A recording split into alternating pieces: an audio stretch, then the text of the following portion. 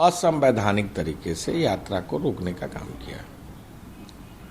अगर गाय, जिससे हमारा भावनात्मक लगाव है, मां का दर्जा देते हैं, रोज मर रही हैं सैकड़ों की संख्या में, हजारों की संख्या में, और केवल बुंदेलखंड ललितपुर में ही नहीं, मैनपुरी में, आगरा में, मेरठ में, तमाम जगहों की विचलित तस्वीरें निकलकर सामने आ रही हैं।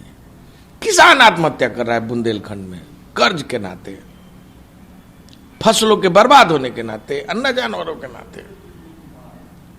आदरणीय प्रियंका गांधी जी ने पत्र लिखा सरकार को। उन्होंने कहा कि इस पर सुधार की गुंजाइश है। छत्तीसगढ़ मॉडल किसान सम्मान व्यवस्था के अंतर्गत आप इसको, गोधन योजना के अंतर्गत आप इसकी पूरी व्यवस्था करिए। जहां यात्रा एक शांतिमय तरीके से था, धार्मिक यात्रा, वहां गौशाला से मिट्टी हमने भरा, मिट्टी मेरे पास है, अभी भी मैं घैला लेके आया हूं, और उस यात्रा को हम शांतिपूर्वक यात्रा करके झांसी, उरई, महोबा, चित्रकूट और हमीरपुर ले जाकर मंदाकिनी में, नदी में हम उसे विसर्जित कर देते। आखिर ये सरकार क्यों दमन करना चाहती है? किस लिए गिरफ्तार की? इस सरकार के लोगों को, भाजपा के लोगों को बंगाल में जाकर कार्यक्रम करने की अनुमति है, और कांग्रेस पार्टी के लोग अगर आंदोलन करेंगे, यात्रा करेंगे तो रोक दिया जाएगा। मुझे मध्य प्रदेश में रखा गया, कहां कहां मेरे साथ जिस तरह का खेल खेला इस सरकार ने, जो स्थिति अपनाई, वह देखने लायक था। अकेले गाड़ी में पूरी फोर्स मेरे साथ, और मेरे पहुंचने के पहले तो स्थिति ये थी, बसों को, ट्रकों को, टेम्पू को जांच किया जा रहा था जैसे एक सातिर अपराधी को पकड़ना है। ये कौन सा लोकतंत्र है? हड़ो गोस्वामी पकड़े जाते हैं तो लोकतंत्र मुख्यमंत्री को याद आता है, बंगाल में जाते हैं, हैदराबाद में जाते हैं तो लोकतंत्र याद आता है, और उत्तर प्रदेश में कांग्रेस शांतिपूर्वक यात्रा करना चाहती है तो आप लोकतंत्र का गला दबा देते हैं, हत्या कर देते हैं। पूरी तरह ये सरकार न गाय को बचा पा रही है और न किसान को बचा पा रही है। इस सरकार के पास कोई नीति नहीं है। कांग्रेस पार्टी का आंदोलन जारी रहेगा, यात्रा होगी। इस यात्रा को कोई रोक नहीं सकता, परिणाम जो भी हो। सर, किसानों का जो आंदोलन चल, इस बात पे तो मान गए हैं कि जो प्रपोजल आया है केंद्र सरकार की तरफ से, उससे मंगलवार को वार्ता करेंगे, लेकिन किसानों का कहना है कि अगर इस बार भी ये जो कृषि कानून है वापस नहीं लिए गए तो 30 तारीख को ट्रैक्टर मार्च निकाला जाएगा।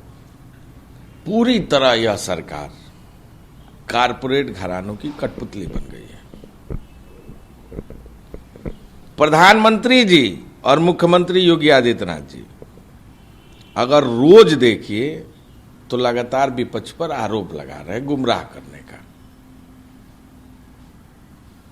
लोकतंत्र में जनता से चुनी हुई सरकार होती है। आप किसानों की सुनेंगे, मजदूरों की सुनेंगे, नौजवानों की सुनेंगे कि अपनी कहेंगे? एक पक्षी व्यवस्था। मोदी जी मन की बात कर रहे हैं लेकिन जन की बात नहीं कर रहे हैं। किसान बैठा है सर्दी में, वो भारत देश का नागरिक है, वोट दिया है, सरकार बनाया है, और जो अन्नदाता है, धरती का भगवान है, आप उसके साथ क्या सलूक कर रहे हैं? 50 से अधिक किसानों ने आत्महत्या कर ली, शहीद हो गए। कौन है इसका जिम्मेदार? ये बेहद अफसोस की बात है कि हुक्मरान घर में सोए हैं, रजाई ओढ़ के सोए हैं, और देश का भगवान धरती पर ठंड के ठिठुरन में सोकर अपने अधिकार की लड़ाई लड़ रहा है। कांग्रेस पार्टी किसानों के साथ खड़ी है, लड़ाई जारी रहेगी, संघर्ष में हमारा पूरा सहयोग होगा। सर, किसान आंदोलन के सत्ताधारी एनडीए का साथ छोड़ने वाला दूसरा दल बन गया है राष्ट्रीय लोकतांत्रिक पार्टी। अभी धीरे धीरे देखिए, जनता सवाल पूछेगी, जवाब देना भारी होगा। मंत्री और तमाम सांसद और विधायक तो अंदर से लगातार किसानों की बात कर रहे हैं, लेकिन उनके दिल में डर है, वो भी डरे सहमे हुए हैं, उनकी भावनाएं भी उत्पेर रही हैं, लेकिन वो बोल नहीं पा रहे हैं। आने वाले दिन में इस सरकार में ही विद्रोह होगा, अब विधायक और सांसदों का इस्तीफा होगा, ये देखते जाइए।